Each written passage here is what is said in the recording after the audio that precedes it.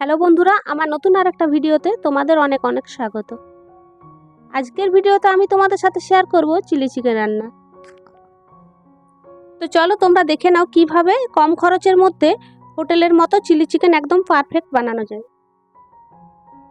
তো এখানে আমি 500 গ্রাম বোনলেস চিকেন নিয়ে নিয়েছি, আর চিকেনটার পিসগুলো বেশ ছোট ছোট করে কাটিয়ে এনেছি দোকান থেকে। আর তারপর ভালো করে চিকেনটা ধুয়ে পরিষ্কার করে নিয়েছি। তো তারপর দেখো আমি এখন ম্যারিনেট করব চিকেনটা। তো তার মধ্যে আমি 1 চামচ লঙ্কার গুঁড়া দিয়েছি আর স্বাদ মতো নুন দিয়েছি। তো লঙ্কার গুঁড়াটা একটু বুঝে শুনে দেবে, যে যেরকম ঝাল খাও সে সেভাবে দেবে।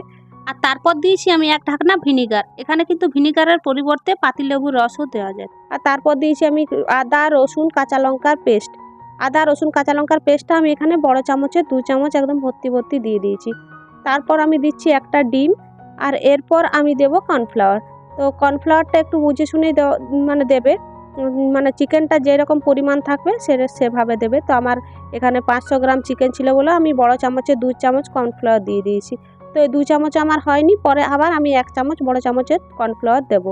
তো এখানে চিকেনটা, এই চিলি চিকেনের চিকেন কিন্তু যতক্ষণ ম্যারিনেট করে যত সময় রাখতে পারবে তত কিন্তু রান্নাটা বেশ ভালো হবে। আর আরেকটা কথা, যদি এটা ম্যারিনেট করে ফ্রিজে রাখতে পারো তাহলে কিন্তু আরও ভালো হয়। তো দেখো আমার আর 1 চামচ আমি কর্নফ্লাওয়ার দিয়ে মাখিয়ে, আর এটা আমি কিন্তু 1 ঘন্টার মতো রেস্টে রাখবো। তো 1 ঘন্টা পর ফিরে এসেছি। তারপর কড়াইয়ে তেল দিয়ে দিয়েছি, সাদা তেল। আর এই চিলি চিকেন রান্নাটা কিন্তু সাদা তেলেই হয়। তো তারপর দেখো আমার যেটা ম্যারিনেট করে চিকেনটা রেখেছিলাম, তো চিকেনের পকোড়াগুলো আমি ভেজে নিচ্ছি। আর আরেকটা জিনিস আমার এখানে মিস হয়েছে। তো আমি এই ম্যারিনেট করা চিকেনটা যখন ম্যারিনেট করছিলাম তখন কিন্তু আমি গোলমরিচের গুঁড়া আর একটু মতো ওই দিয়েছিলাম গরম মশলা। তো গরম মশলাটা গন্ধর জন্য দিয়েছিলাম, কিন্তু গোলমরিচের গুঁড়াটা দিতেই হবে। তো তারপর দেখো আমার চিকেনের পকোড়াগুলো সব বানানো হয়ে গেছে। এরপর তেলের মধ্যে আমি দিচ্ছি রসুন কুচি আদা কুচি। রসুন আর আদাটা একটু মতো ভেজে নেব। তারপর আমি এই ক্যাপসিকাম আর পেঁয়াজ দিয়ে দেবো। আর ক্যাপসিকাম আর পেঁয়াজগুলো কিন্তু এভাবে কাটতে হবে। চিলি চিকেনের ক্যাপসিকাম পেঁয়াজগুলো কিন্তু একটু বড় বড় সাইজে রাখতে হয়।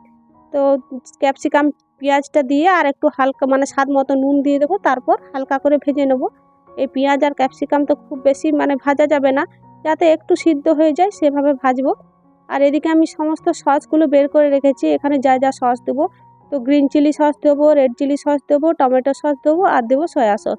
তো সব সসগুলো আমি একটা বাটিতে ঢেলে নিচ্ছি।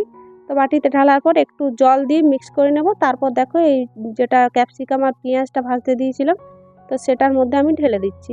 তো ঢেলে দিয়ে ভালো করে একটু নাড়িয়ে চাড়িয়ে ভালো করে কষিয়ে নেব। তো দেখো আমার এখানে কষানো হয়ে গেছে। তারপর একটু ওই বাটিটা ধুয়ে জলটা দিয়ে দিলাম। আর এখানে জলের পরিমাণটা কিন্তু খুব কমই লাগবে, কারণ চিলি চিকেনের গ্রেভিটাতে ঝোল ঝোল বেশি রাখা যাবে না, একদম হালকা গ্রেভি জেলি জেলি টাইপের থাকবে। তো তারপর দেখো পকোড়াগুলো দিয়ে আর আমি ভালো করে মিশিয়ে নেব। তো চিলি চিকেনের মেন যেটা গ্রেভিটা, তো সেই গ্রেভিটাতে কিন্তু সসের পরিমাণটা বেশি লাগে, তার মধ্যে ওই টমেটো সসটাই বেশি লাগে। তো দেখো এখানে আমার ভালোভাবে চিকেনটা মেশানো হয়ে গেছে। এখানে আমি কিন্তু আর অন্য আলাদা করে জল অ্যাড করিনি। এই শুকনো শুকনো চিলি চিকেনটা আমার বেশি ভালো লাগে, তো সেই জন্য দেখো আমি এভাবেই রেখে দিয়েছি। তো আমার চিলি চিকেন রান্না একদম কমপ্লিট হয়ে গেছে। তো দেখো একটা বাটিতে আমি ঢেলে নিচ্ছি। তো চলো আমার যদি এই রান্নাটা ভালো লাগে তাহলে লাইক করবে, আর তোমাদের সাথে দেখা হচ্ছে আবার একটা নতুন দিনে নতুন একটা ভিডিওর সাথে।